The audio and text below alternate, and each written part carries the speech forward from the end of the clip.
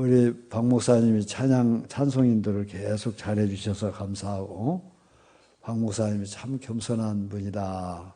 왜냐하면 목사님들이 와가지고 남의 교회 집회하는데 와서 찬송 인도 잘 않거든요.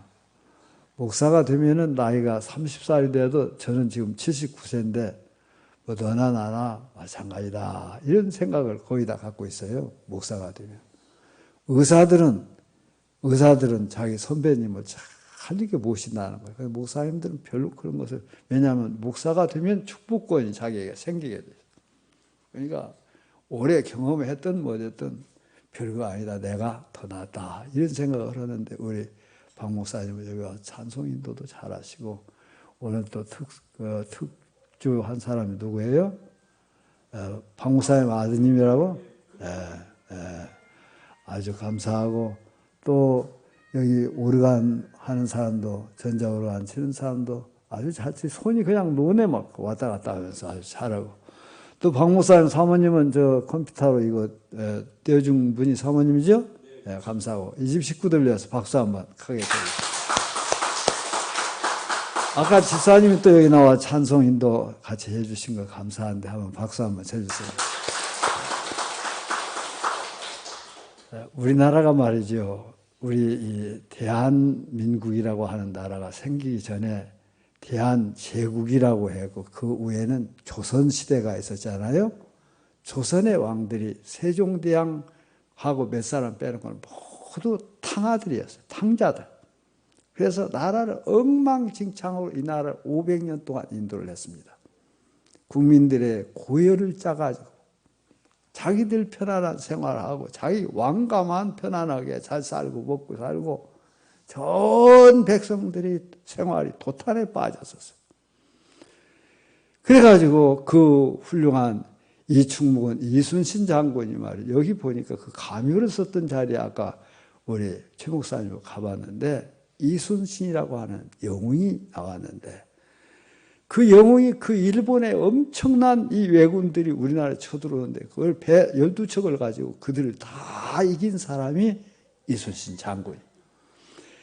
그런데 이 일본 사람들이 지금도 이순신이라고 하면 벌벌 떤다는 거예요.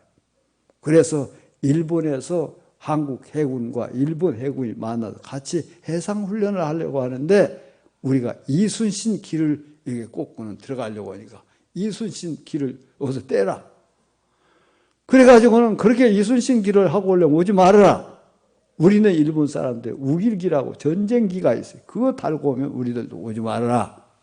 이렇게 했는데 얼마나 타락했던지 몰라요. 하도 타락하니까 우리 백성들이 통합민중혁명을 일으켰어요. 여기 고부라고 하는 부안에서 거기서부터 시작해가지고는 조병갑이라고 하는 고부 군수에게 가서 그 사람을 무찔러버리고 전 이 남북한을 전체를 통합혁명으로 완전히 민주혁명을 일으켰어요. 그래서 왕정을 폐지하고 이제 민주정부가 생기게 되었는데, 일본 놈들이 들어와가지고는 말이죠. 이 통합민중혁명, 이 우리나라 백성들, 전부 농민들 다 죽여버려요. 다 죽이고 통학을 믿는다고 하면 전부 죽으니까 동학교도들이 기독교로 개종을 많이 했어요. 왜냐하면 그들도 하늘을 섬긴다. 인내천 사상이라고 하늘이 내 마음속에 있는 생활을 한다는 것이 이 바로 동학교라는 것이거든. 우리 예수를 믿는 사람도 하나님이 내 안에 있다 하니까 비슷하다고 생각하고 이 사람들이 다 일본군들이 죽이니까 기독교로 많이 개종을 했어요. 우리나라가 그렇게 타락했을 때 전혀 가능성이 없는 나라, 이 나라. 세계에서 제일 가난했지요. 미신이 얼마나 많은지 말이지요. 무당들 데려다가 구슬하느라고 그렇게 조선조 말에 타락해가지고 굿이 그렇게 많아요. 조선조 말에 고조 황제 아내였던 민비라고 있어요. 이 민비라고 하나 머리가 촌지한데 이 사람이 무당에 깊이 빠진 사람이에요. 그래가지고 나라가 엉망진창, 무당에 의지하면 나라는 망하는 거예요. 하늘 하나님의 진리와 그의 말씀과 그의 정의와 평화와 진실을 가지고 이 땅을 살아야 되는데 무당 구슬을 한다고 나라가 잘 되겠습니까? 그렇게 하니까 나라가 엉망진창해하고 이제 거의 이 나라는 가난과 미신과 무직, 배운 것이 없어 우리나라 사람들. 그때 당시에 학교라고 하는 것은 하나도 없었어요. 서당이라고 여러분 알죠? 서당. 그것만 있었어요. 그때 미국의 두 청년인 언더우드와 아펜셀러라고 하는 25살짜리 청년, 하나는 27살짜리 두 청년, 하나는 장로교 선교사로 언더우드, 감리교 선교사로 아펜셀러라고 하는 두 사람이 1885년 4월 5일 부활절 새벽에 이 사람들이 인천 앞바다로 들어온 거예요. 한국에 최초로 복음을 들고 들어온 거예요. 그때 우리나라 사람들은 모두가 가난해가지고 신발 하나도 제대로 신은 사람이 없어요. 모두가 집신이라고 여러분 할머니들 기억나잖아요. 집신. 그걸 신고는 살아요. 남자들은 여러분 여기 상투를 꽂고 여자들은 어디에 살았어요? 비녀라고 이거 하고 비녀 꽂고 다니고 그렇게 생겼어요. 나라가 아주 엉망진창. 그때 기독교의 복음이 가난한 나라, 세계에서 가장 불쌍한 나라. 세계에 이 조선이라고 있는 나라는 있는 줄도 모르는 그런 나라에 복음을 들고 두 청년이 들어왔어요. 학교가 하나도 없었어요. 병원이 하나도 없었어요. 만약에 여러분 학교가 없고 병원이 없다고 하면 지금 어떻게 했어요? 어제 여기에 이 강진의 어떤 목사님 내유관에 여기 참석하려고 왔다가 여기 여러분들 조심해야겠더라고요. 저희가 제 위에가 제가 있으니까 저한테 인사하러 왔다가 여기 내려오다가 사모님이 그냥 그 사모님 집안이 좋은 사람 딸이에요. 그 양반이. 그 양반이 여기서 이 발을 잘못 짚어가지고는 넘어져가지고 팔이 여기 부러졌어. 그래서 강진 의료원에 지금 내일 수술을 한다는데 이렇게 여러분 이 지금 병원이 없다면 어떻게 하겠어요? 내 수술해서 이걸 딱 맞추면 넉 달이 있으면 이제 괜찮을 텐데 너무 고생은 많이 할 거예요. 우리나라에 병원이 한 사람도 없고 의사가 한 사람도 없고 한의사만 있었어요. 그러니까 학교도 없지요, 병원도 없지요, 세상에 여러분 무슨 좋은 기관이라고는 하나도, 언론도 없지요, 무슨 여기에 신문도 없죠, 방송도 없지요. 왕 마음대로 할 수 있는 나라. 그런 나라는 왕이 뭡니까? 자기 아버지가 왕이니까 아들이 왕이고 이게 세습 이런 것이 있어도 되겠어요? 그 나라에 복음을 들고 두 청년이 들어왔는데 와서 학교를 세웠어요. 연희 학당이라고 연세대학교. 그것을 언더우드가 세우고 아펜셀러는 배제학당이라고 하는 걸 세우고 그리고 스크랜턴이라고 하는 사람 와서 이화학당을 세웠어요. 우리나라에 여러분 연세대학교, 이화대학교, 이화여자대학교 들어가기가 얼마나 어렵습니까? 세계적인 대학들. 이걸 이 사람들이 세운 거 전국 방방곡곡에 다니면서 예술을 전가하고 병원을 세우고 해가지고 우리나라가 천지개벽이 됐습니다. 그때가 지금부터 140년밖에 안 되는데 이 나라가 세계 경제 10대 대국이 되었어요. 엄청나게 잘 살아요 지금 우리나라. 미국에서 며칠 전에 어떤 목사님이 나하고 저녁 식사를 하는데 와보니까 이 한국이 이렇게 잘 살아. 식당에 가보니까 얼마나 먹을 것이 많은지 말이죠. 옛날 자기가 미국에 이민 갈 때 정말로 먹을 것이 없었는데 이렇게 먹을 것이 많다. 여기 완도만 와도 먹을 것이 많더라고 보니까. 흑염소도 먹고 더 여러분 얼마나 식당들이 완도만 하더라도 이렇게 좋은지 모르는데 세상이 천지개벽되잖아요. 할머니 옛날에 살 때하고 지금하고 다르잖아요. 이것이 왜 그러느냐. 복음을 들고 이 두 젊은 청년이 1885년 4월 얼마 안 돼. 140년 돼. 그때 복음을 들고 이들이 들어와서 이 나라에 빛이 비치기 시작한 거예요.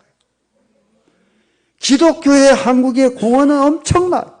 그런데 1907년에 이 을사능약이라고 일본과 일본에게 외교권을 다 빼서 일본이라고 하는 나라가 말이죠. 얼마나 우리나라를 괴롭혔는지 아세요? 우리나라가 분명히 이 나라가 5,000년 역사를 가지고 있어요. 일본의 역사는 잘해야 700년밖에 안 돼요. 나라라는 것이 없었어요. 애놈들이라고 그냥 서로 울고 뜨고 싸움이나 하고 이러면 살던 사람들이에요. 근데 일본을 누가 가서 저렇게 발전시켰느냐? 여러분, 우리나라 이 전라남도 그리고 전라북도 이게 백제 있잖아요. 백제가 망하면서 당나라 사람들과 신라 사람들과 못 살게 하니까 이들이 수없는 사람들 일본으로 도망갔다는 거예요. 그 사람들 머리 좋은 사람들이 일본을 일으킨 거예요. 그때 신라 사람들과 당나라 사람들이 백제 사람들 안 쫓아냈어야 돼. 그래서 이 호남 사람들이 머리가 좋은 거예요. 일본을 그래서 지금 일본 천황이잖아요. 일본 황. 천황이 백제 사람의 후손이에요. 백제 사람의 후손이에요. 옛날에는 그걸 그들이 일본 사람들 인정하지 않았는데 지금은 그걸 인정해요. 일본의 천황이라면 최고로 높은 사람. 그 사람이 백제 사람의 후손이 일본 천황이에요.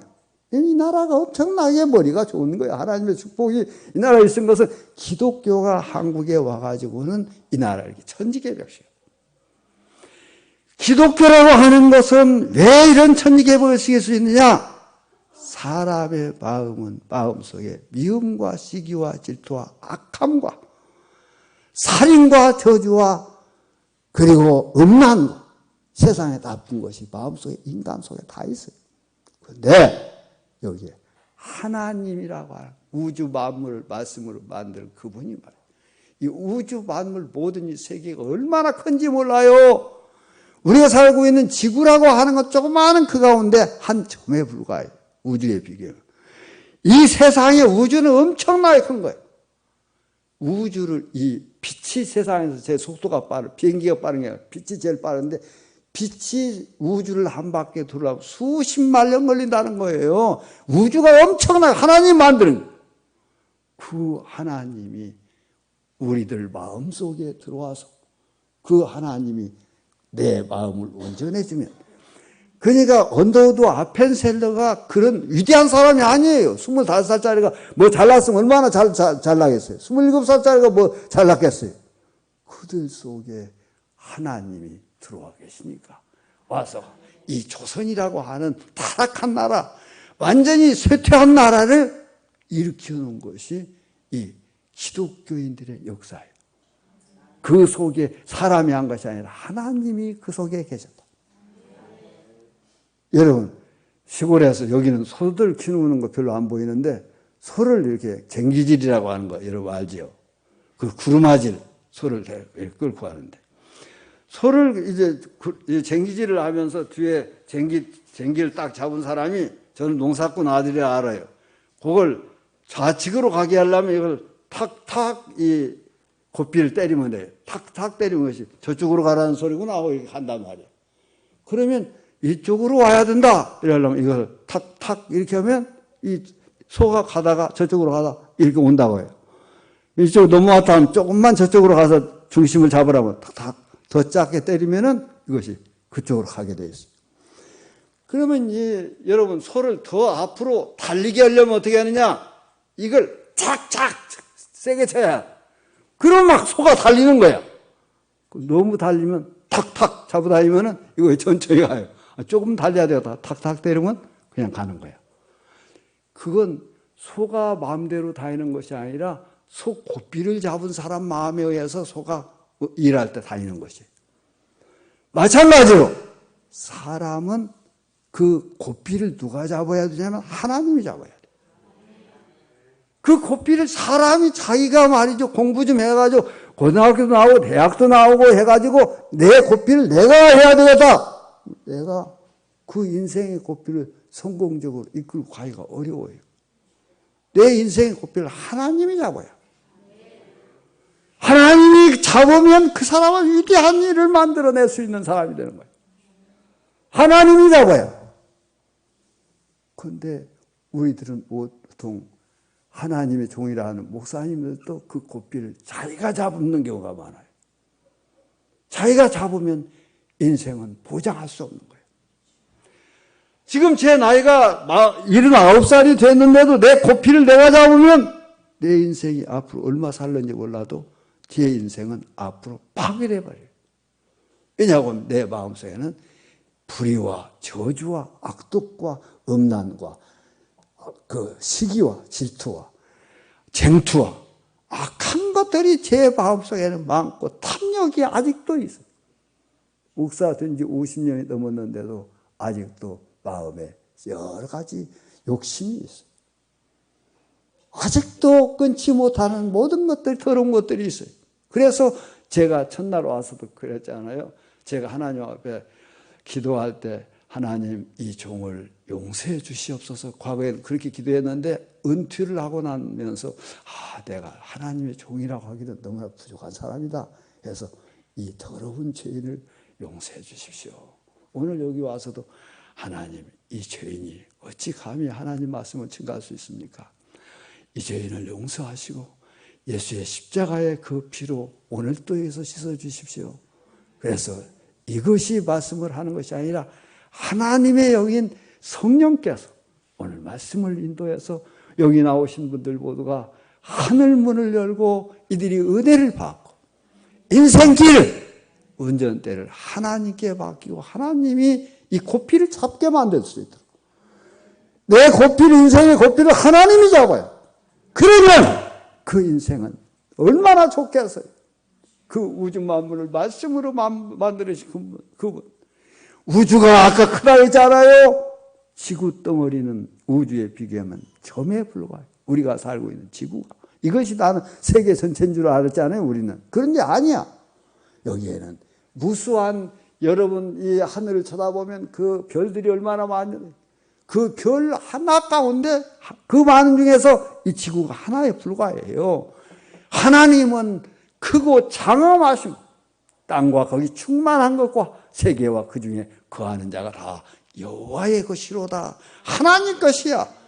그분이 내 인생의 고삐를 오늘 저녁부터 가지게 되시면 나는 그냥 얼마나 좋겠어요. 이 나라의 고삐를 하나님이 잡아야 돼요. 그렇지 않으면 이 남북 간에 지금 보면 전쟁 날 가능성이 있어요. 왜냐고 하면 우리가 여러분 한미 간에 이 동맹이 군사동맹이 있는데 한미 간에만 있었으면 괜찮은데 윤석열 대통령이 일본과 같이 한미일 삼각관계 지금 미국이 중국을 견제하기 위해서 여러분 이 쿼드라고 하는 것을 만들었어요. 미국이 쿼드라고 하는 미, 일본 그리고 인도, 호주 이렇게 해서 쿼드라고 하는 걸 만들어가지고 중국이 남쪽으로 쳐들어오지 못하도록 딱 미국이 이렇게 막고 있어요. 미국, 일본, 그 호주, 오스트랄리아, 그 다음에 인도가 대국입니다. 인구가 13억이에요. 그렇게 딱 미국이 와서 중국이 밑으로 못 오게 이 태평양 쪽으로 못 오게 하려고. 그런데 우리 윤석열 대통령이 일본과 한국, 미국 삼각 이 한미일 군사 동맹을 맺어버리려고 하게 되면 한국도 거의 포함된 중국이 과거에 여러분 사드라는 것을 상주에 경상북도 상주에 배치하니까 중국이 화났잖아요. 그래서 중국에 있는 모든 공장들을 여러분 한국 공장들을 스톱시켜버려요. 그래서 롯데 마트가 거의 엄청나게 들어왔는데 그거 하나 창사 못하게 했잖아요. 그리고 중국과 우리가 이 수출을 중국에 얼마 하냐고 우리가 24%를 해요. 미국에 얼마? 11%밖에 안 해요. 일본에는 6%밖에 안 해요. 그런데 중국 26% 하는 것을 만약에 수출을 규제 딱 해버리면 한국 경제 곤두박질 쳐버려요. 주식은 아마 휴지 조각 될 거예요. 세계 자본가들이 주식에 투자했다가 다 가지고 가는 거예요. 나라 큰일 나는 거예요. 그런데 한미일 여기에다가 쿼드까지도 가입할 수도 있다. 이런 소리를 했어요. 요새는 대통령이 되고 난 다음에 그 소리가 없어졌어요. 쿼드에 가입해 놓으면 중국이 우리나라를 보복을 바로 시작하게 됐어요. 우리는 미국과 중국 관계에서 우리나라는 약한 나라이기 때문에 서로 비율을 맞추면서 외교라는 것은 중국한테도 밑비지 않고 미국한테도 밑비지 않고 잘 관계를 해야 돼요. 그게 고단히 외교를 해야 돼. 대통령이라고 하는 거. 그걸 잘못하면 끄떡하면 전쟁 나요. 여기서. 우리가 한미일이 훈련하니까 북한이 가만히 있어요. 중국과 러시아, 북중러라고 하는 이것이 다 하나가 돼가지고 한반도에서 전쟁을 일으킬 수가 있어요. 지금은 전쟁 나면 옛날하고 6.25 사변 때하고 달라요. 지금은 핵무기가 떨어졌다 하면 한반도는 그냥 완전히 다 날아가 버려요. 완도는 좀 멀으니까 괜찮을까? 좀 멀긴 하지. 서울보다는 여러분은 조금 더 유리할는지 몰라도 국지전 있으면 여기는 괜찮을 거야. 국지전이나 지역적인 전쟁 한다면 괜찮은데 만약에 핵무기라든지 이런 것을 쓰게 되면은 뭐 완도건 어찌건 한반도 자체가 다 날아가 버릴 거예요.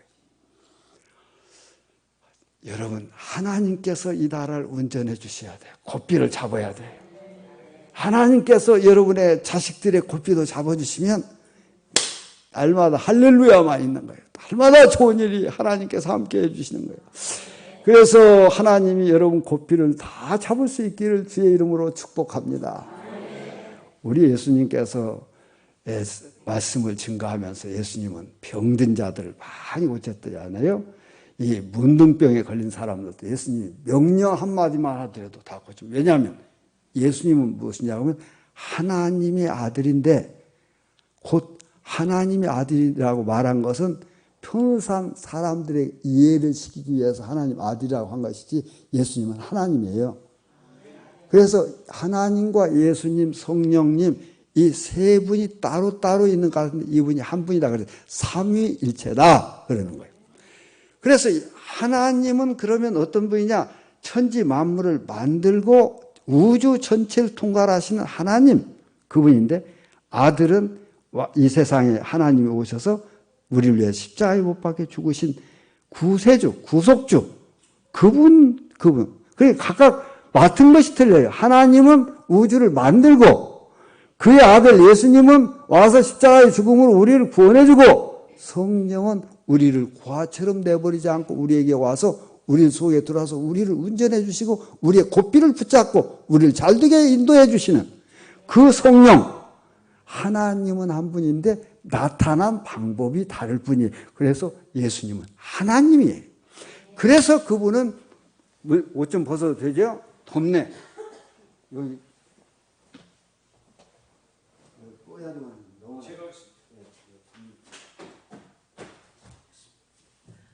춥다고. 저는 이제 나이가 들어가지고 아랫도리가 시려요. 그래가지고 이거 껍데기는 젊게 보이는데 제가 한 60살쯤 됐을 때 이 디스크가 터졌어요. 디스크가 터져가지고 수술을 했어야 되는데 연세대학 세브란스 병원에 갔더니 수술을 하지 말라고 그러더라고요. 왜 하지 말으라고 하냐면 수술 만약 하면 100명이 하면 5명은 허리를 못 쓴다는 거예요. 그러니까 5명 속에 혹시 들어가면 안 되니까 하지 맙시다. 왜냐하면 그 담당 의사가 후에 세브란스 의료원장이 됐는데 이 사람이 저희 교회에서 목사 하나를 그 세브란스 병원에 파견했어요. 봉급원 해가지고 거기 전도 활동을 하도록 그리고 사람들 위로하라고. 그래서 저를 하나의 VIP로 대우하는데 다른 사람들은 수술해 주는데 목사님은 하지 맙시다. 돈 벌어야 되는 건 우리가 수술해 주면 돈 벌지만은 목사님 수술하면 안 줄 수가 있습니다. 해서 안 했더니 그때부터 신경을 허리에서 눌러가지고는 아랫도리가 시려. 뭐 겨울만 싫은 거 아니라 더운 여름에도 위에는 더운데 아랫도리는 시리고 추워. 그래서 저희 집 사람은 저한테 그래 이 몸이 열대지방도 있고 시베리아도 있고 그런 사람이라고 저한테 아랫도리는 시베리아고 위에는 열대지방이에요. 하나님께서 여러분의 집안의 운전대를 잡게 되기를 바랍니다. 예수님께서 그 벳세다 뜰에서 많은 5,000명의 사람들이 거기 모여 있어요. 거기에서 이들이 아침부터 저녁 때까지 말씀을 듣고 그들의 병도 고쳐주고 그러니까 사람들이 많이 모였는데 그들이 아침부터 왔지만은 그때 흉년이야, 이스라엘 나라가. 흉년이가 먹고 살기가 어려운 사람들인데 아침에도 음식을 별로 먹지도 않고 온 사람들이 하루 내내 말씀을 듣고 병 고치고 이들이 저녁 때 돌아가야 되니까 제자들이 예수님께 말씀드렸어요. 예수님, 이들 빨리 배고프니까 돌려보내서 저 시장에 가서 떡이라도 좀 사 먹고 그리고 돌아갈 수 있도록 해 주십시오. 빨리 보냅시다. 제자들이 그랬어요. 예수님께서 말씀하시기를 너희들이 먹을 것을 주어라. 이렇게 말씀했어요. 제자들이 뭐예요? 예수님 따라다니는데 예수님도 무슨 돈 있는 사람도 아니에요. 예수님이 병 고쳐주면 돈 받아가면서 병 고쳐준 것이 아니에요. 예수님이 무슨 헌금 바울이 돌려가지고 헌금을 받은 것도 아니야. 그러니까 우리 예수님께서 너희들이 먹을 걸 주라 하는데 우리가 무슨 돈이 있습니까? 하면서 빌립이라고 하는 제자가 말하기를 만약 이들이 먹는다고 하면 한 200데나리온의 돈이 필요합니다. 200데나리온의 돈은 어느 정도 되냐면 한 일꾼이 1년 동안 일해서 한 푼도 안 쓰고 모은 돈 정도 되는데 그 돈이 우리가 어디에 있습니까? 그러니 이들이 그냥 흩어 보냅시다 하니까 예수님께서 너희가 먹을 걸 주어라. 너희에게 있는 것이 뭐냐 하고 물어보시니까 그 중에서 안드레라고 하는 제자가 돌아다니면서 여러분들 가운데 혹시 먹을 거 가져온 사람 있습니까? 하니까 한 청년 소년이 아까 박 목사님의 아들 같은 저 소년이 도시락을 하나 싸가지고 왔는데 그걸 여기 있습니다. 예수님께 갖다 드리세요. 그런 거예요. 거기에는 보리떡 5개와 물고기 2마리. 이스라엘 사람들의 도시락은 그 정도라는 거예요. 보리떡 5개와 물고기 2마리. 그걸 예수님에게 갖다 주라고 했어요. 이 청년은 자기가 먹고는 지금 가야지 않아요. 아침부터 저녁 때까지 예수님 말씀 듣느라고 이 사람도 못 먹었어. 도시락을 싸왔지만 이 사람도 못 먹었어. 그러나 예수님이 필요하다고 하면 이걸 예수님에게 드리세요 하고는 내놨어요. 그걸 갖다가 어디다 쓸 수가 있느냐 하고는 다른 제자들은 한 사람도 그걸 받는 사람이 없는데 그걸 안드레가 그걸 받았어요.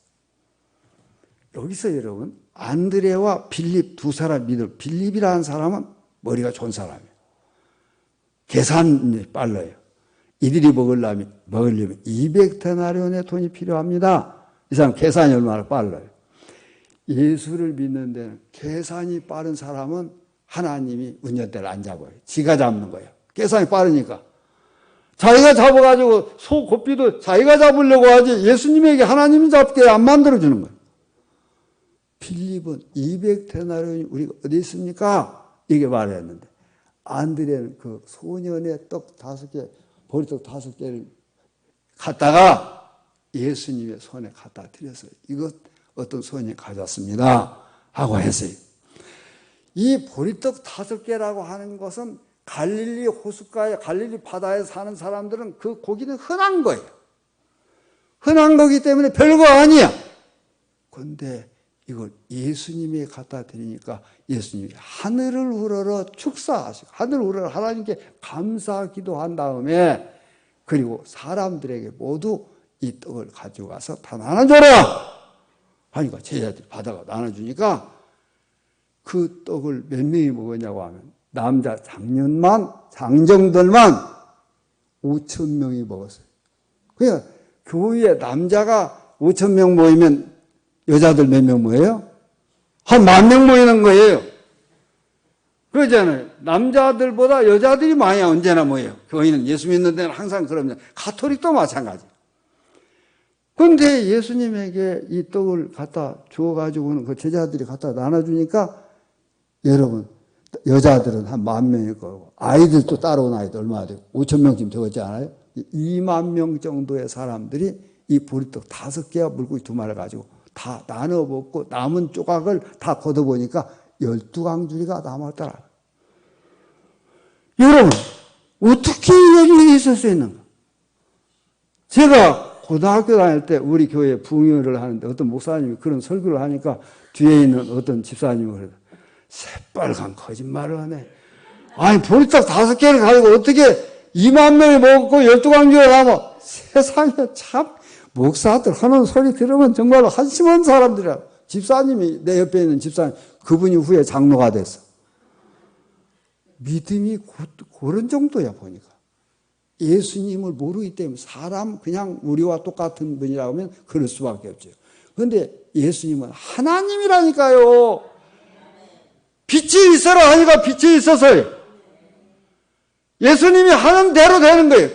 그분은 문둥병자 10명에게 그들에게 선언하니까 그 자리에서 낫는 거예요. 나면서부터 안전병이 된 자도 그 자리에서 일으키는 거야. 갈릴리 바다를 무리를 걸어 다녔어요. 이분은 어떤 분이냐? 하늘과 땅을 창조하신 그분이에요.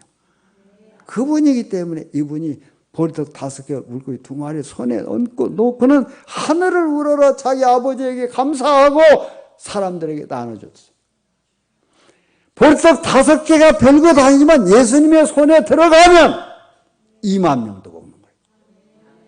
예수님 손에 올라가면 나도 부족하지만 예수님의 손에 내가 붙잡히면 내 인생의 고피를 예수님이 잡으면 우리 박우영 목사님 아들도 하나님께서 그 고피를 잡으면 위대한 목사가 되는 거예요. 위대한 아들이 되는 거예요. 내가 내 고피를 잡으면 내가 무엇을 하겠어요? 돈을 번다고 하면 얼마나 벌고 세상에서 내가 한다고 하면 얼마나 하겠어요? 그 주님이 보리떡 5개를 올려놓고 하늘을 바라보면서 축사 감사 기도를 자기 아버지께 하고는 사람들에게 나눠주라고 해요. 우리 인간은 모두가 부족한 사람들이. 우리는 보리떡보다도 못한 보리떡 같은 사람들이. 저는 보리떡 같은 사람들. 저희 고향은 군산이라고, 전라북도 군산이에요. 거기서 한 30리쯤 떨어져, 군산 시내에서 한 30리쯤 떨어져 가지고 저는 중고등학교 30리를 걸어 다녔어요. 제가 어려서 걸어 다녔습니다. 지금부터 한 60 몇 년 전이죠. 걸어 다니는데 우리 학교에서 중학교 3학년 때 수학여행을 가게 됐어요. 중학교 3학년이면 수학여행 가잖아요. 초등학교 6학년 때 수학여행 가고. 그런데 이번에 우리가 수학여행 가는데 경상북도 경주로 간다. 그래가지고 돈을 전부 선생님이 걷었어요. 경주로 가기 위해서. 근데 이제 그 가기 전날 밤에 저 같은 촌사람들은 30리 떨어진 사람들은 모두가 시내에 와서 일갓집에서 자도록 해라. 담임선생님이 그러더라고. 군산 시내에 와서 자고는 아침에 역전으로 군산역에서 아침 5시에 모여가지고는 기차를 타고는 경주로 간다. 군산 시내 일갓집 다 있지? 그러더라고. 일갓집 혹시 없는 사람, 시내에서 못 잘 사람 손 들어봐. 그래서 나는 많은 줄 알고 나가 손 들었어. 나는 아는 사람이 우리 집안에 하나도 없어, 시내에. 모두가 우리 촌구석에서만 사는 거예요. 우리 식구들은 일가 친척들이 다 그 촌 구석에서만 사는데 군산 시내에 일가집 있으면 다 자야 되니까 일가집 없는 사람 손들어 내가 들었더니 주변에서 아이들이 웃으면서 저 자식 촌놈의 새끼구나 저거 여기저기 사는 거야. 얼마나 부끄러운지요. 왜냐하면 촌놈이 어때옵니까? 지금 생각하면 촌 공기가 좋은 것이 최고거든요. 사실 좋은 거거든. 근데 그때는 시내에 일가 친척이 없는 것이 부끄러운 거야. 거기서. 내일 수학여행 5시에 역전에 모여야 하는데 저는 거기서 만약 우리 집에서 거기까지 가자면 굉장히 먼 곳을 어떻게 여러분 혼자 가겠어요. 그러니까 담임선생님이 군산 시내에 일가 친척이 없는 것이 병금이 하나뿐이 없느냐 그러니까 다른 사람들은 다 일가집 있다는 거야. 그래 병금아 그러면 그 전날 전부 준비해가지고 우리 집에 가서 나하고 같이 자고 같이 와. 선생님이 그러더라고. 얼마나 다행인지. 그때는 뭐 여관도 있겠지만 여관 가서 자고 이런 생각을 못 했잖아요, 옛날. 여관 가서 자고 그 다음날 뭐 수학여행 가는 사람 하나도 없어요. 그래서 저는 그 전날 학교 공부를 끝나고는 이제 수학여행 갈 준비를 해가지고 선생님 따라서 그 집에 가게 됐어요. 갔는데 가서 저녁 식사를 선생님, 사모님이 전부 준비해 놨더라고. 나하고 선생님 먹도록. 그래서 밥을 먹었더니 화장실을 가야 되었어. 그래서 선생님, 화장실에 좀 가야 되겠습니다. 그때는 화장실이라고 하지 않고 뭐 변소라고 하지만 또 시골에서는 치간이라고 해서 치간. 그래서 중학교 3학년 때 선생님, 치간 어디 있습니까? 그랬더니 선생님은 서울에서 온 사람이에요. 치간이 뭔지를 모르는 거야. 이 동네에서 치간이라고 합니까? 그래서 이제 치간이라고 하니까 선생님이 치간이 뭐냐 그러더라고요. 변소라고 그랬더니 여기야. 요새 이제 우리 그 양옥집에 가면 변소 화장실 있잖아요. 여기야. 그래서 가봤더니 화장실이 아니야. 쌀 씻는 그릇만 하얀 것이 거기 놓여 있더라고. 쌀 씻는 그릇. 왜냐하면 화장실에 여러분 대변 이 변기가 나는 그때 쌀 씻는 그릇이 왜 이렇게 깨끗한가. 하얀 것이 거기가 탁 놓여 있어. 그래서 어디다 화장실을 아무리 봐도 여러분 거기다 대변을 봐야 되겠는데 볼 길이 없어. 그래서 막 뱃속은 트는 거야. 그래가지고 다시 뛰어나와서 선생님 화장실 좀 가르쳐달라고. 그때는 화장실이라고 안 했을 거예요. 변소 어디냐고 그랬더니 거기라니까. 그래서 거기 쌀 씻는 그릇밖에 없던데요. 그랬더니 선생님이 와서 그래요. 여기 앉아가지고 그냥 여기다 하고 이걸 누르면 다 나가는 거야. 세상에 인공위성 같은 것을 거기다 놓고는 말이죠. 거기다가 대변을 보고는 이걸 누르라고는 배는 틀고 아픈데 나오지는 않아. 너무나 깨끗한 데가 있으니까. 우리 시골은 그냥 화장실 어떻게 생겼냐면 거기다가 무슨 항아리 하나 묻어놓고는 거기다가 그냥 비가 오면 거기 물이 또 들어가는 거야. 왜냐하면 꼬정만 이렇게 쭉 이렇게 지푸라기로 이렇게 해놓고 이 천장은 안 해놨잖아요. 시골 그때 화장실 그렇게 생겼었어요. 그런 데서만 살다가 거기 가서 안 나오는 거야. 뱃속은 틀어도. 제 속으로 세상에 후에 알고 보니까 이놈이 보리떡 같은 놈이구나. 보리떡 5개. 아무것도 아닌 걸 이 소년이 갖다가 안드레를 통해서 예수의 손에 얹으니까 이것이 기적을 일으켜가지고 2만 명의 사람이 떡을 먹고도 12강줄이가 남는데 이 전병금 같은 보리떡이 시골 놈이 말이죠. 그 동네 시골 이런 군산 시내 지금 우리 그 군산 시내 아는 사람 많아 지금. 우리 형님의 자녀도 서울에 와서도 다 찰때 가지고 잘 사는데 그때 우리 집안에는 군산 시골 시내 여기로 말하면 이 완도 읍내를 말하는 거예요. 아는 사람 하나도 없어.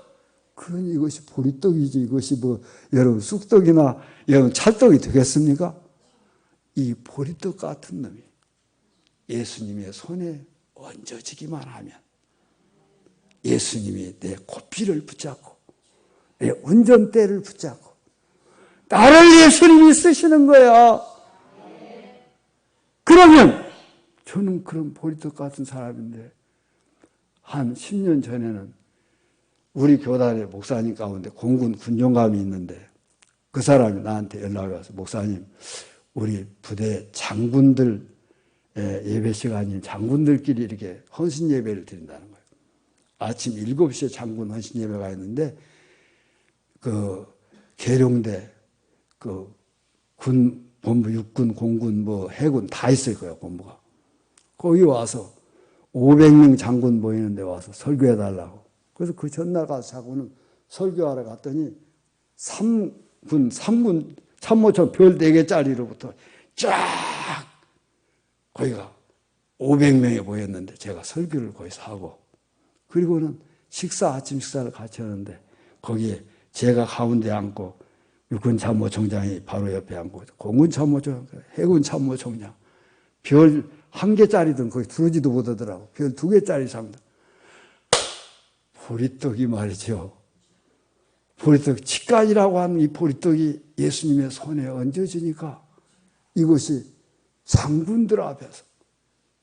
그래서 우리 교인이 제가 육군본부 설교하러 간다니까 그 누나가 그래요.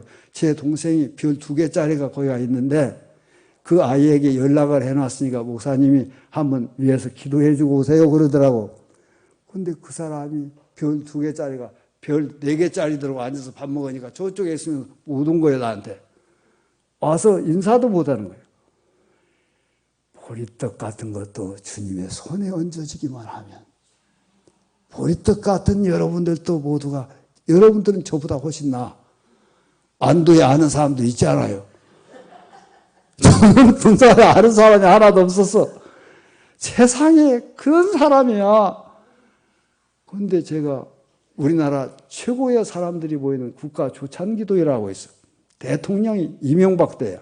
대통령과 대통령 부인이 참석하고 총리와 각 장관들, 국회의원들, 장군들 해갖고 3,500명이 참석한 자리에서 거기에서 1년에 한 번씩 그런 예배가 있는데 설교한 사람, 그 당대 최고의 설교가 설교하는, 제가 거기 가서 설교를 했어요.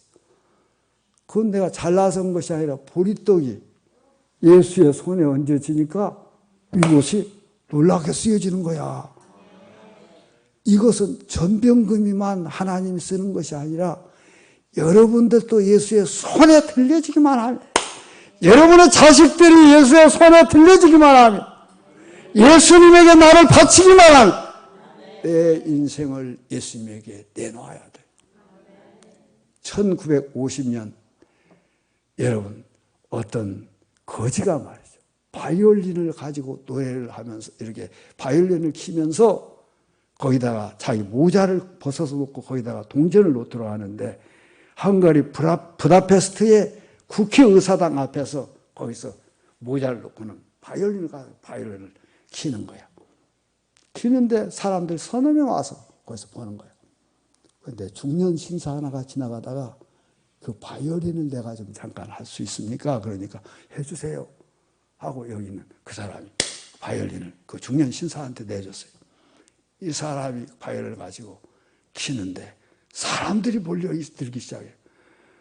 수백 명이 몰려들었어요. 왜냐하면 워낙 바이올린을 이 사람이 잘 키는 거예요. 이 사람이 유명한 세계적인 바이올리니스트 피가닌이라고 하는 사람인데 지나가다가 이 사람이 그걸 하니까 사람들이 주머니에 돈을 내서 그 여러분 모자에다가 거기다가 수북이 쌓이는 거예요. 고액권이. 세계적인 바이올리니스트가 여러분 이 바이올린을 거기서 키니까 사람들이 그건 어디서 들을 수가 없는, 이 부다페스트에서 들을 수 없는데 거기서 피가닌이라고 한 사람이 잠깐 와서 해주니까 그 돈이 쌓이더라는 거예요. 누가 내 인생에 이 바이올린을 키워주느냐? 내가 키느냐? 천지만물의 주인이신 하나님이 키느냐? 그런데 유명한 말이 있어요. 로마서 6장 13절에 이러면 너희 지체를 의의 병기로 드려라. 병기라고 하는 말이 무기를 말하는 거죠. 그런데 영어 성경에 보면 인스트루먼트라고 했어요. 이 악기라는 말이에요. 너의 지체를 의의 악기로 드려라. 너의 몸을, 너의 지체는 몸을 의의 하나님의 악기로 드려라. 하나님에게 드려라. 내 인생의 내 몸은 인스트루먼트라는 거예요. 하나의 악기라는 거예요. 이 악기를 내가 켜지 말고 하나님이 나를 인스트루먼트로 하나님의 기구로 악기로 사용하도록 만들어라. 로마서 여러분 6장 13절에 봤어요. 내 인생의 인스트루먼트, 내 인생의 악기를 내 스스로의 내 몸, 이 썩어지를 앞으로 나이대로 죽으면 썩어질 몸이지만 이 악기를 하나님이 붙잡고 키도록, 나를 붙잡고 하나님, 내가 키면 얼마나 잘 하겠어요? 그 거지가 하는 거랑 똑같은 것이지. 하나님이 내 인생의 악기를 키도록 여러분 모두가 하기를 주의 이름으로 축복합니다. 여러분 인생이 끝난 것 아니에요. 가는 날까지 내 인생의 악기는 주님이 하시도록 내가 하면 실수야. 매일 실패야. 잘할 수가 없어. 시간이 네가 하니까 돈이 쌓여. 내 인생 앞길을 주님이 하게 되면 내 인생길에는 좋은 것으로 하나님께서 사랑과 희락과 화평과 오래 참과 자비와 양성과 충성과 온유와 절제 그 쌓이도록 하나님이 주실 줄로 믿습니다. 다 같이 통성으로 기도합니다. 하나님, 내 인생의 악기 보리떡 5개와 불과한 나 같은 거 하나님께서 나를 사용해 주시옵소서. 내 자식들도 사용해 주옵소서. 우리 목사님도 사용해 주옵소서. 다 같이 통성으로 기도하겠습니다. 그러하시고 자비하신 하나님, 은혜를 생각할 때 감사합니다. 하나님께서 오늘 이렇게 필요한 주인들을 불러주시고 오늘 하나님의 거룩한 전에 놓았습니다. 인생의 하나님 인스트루먼트, 인생의 악기들, 우리들은 하나님의 악기들입니다. 하나님, 내가 내 인생의 악기를 타지 말게 하시고 전지전능하신 하나님의 인생의 악기를 켜게 하여 주옵소서. 하나님이 내 인생의 악기를 사용하시사 하나님 내 몸을 통해서 좋은 소리가 나 많은 사람에게 하나님 감동을 주는 악기가 될 수 있도록 나를 사용하여 주옵소서. 여기 있는 모든 성도를 사용하여 주옵소서. 주님이 이들의 인생을 사용하여 주옵소서. 이들의 자녀들을 사용하시고 이 하나님 약산 성교를 사용해 주시고 하나님 약산 제일교회를 사용하여 주시고 주령한 목사님과 보호의 목사님을 사용하여 주시고 이들 여기에 참여한 사람 하나하나를 사용하여 주옵소서. 하나님, 우리의 인생은 내가 하지 말고 내 인생의 고삐는 내가 지지 말고 주님이 지게 하여 줘. 주님이 내 고삐를 붙잡고 주님의 이름만 높이게 하여 주옵소서. 주님 영광만 보이게 하여 주옵소서. 주님만 믿습니다. 아버지 하나님,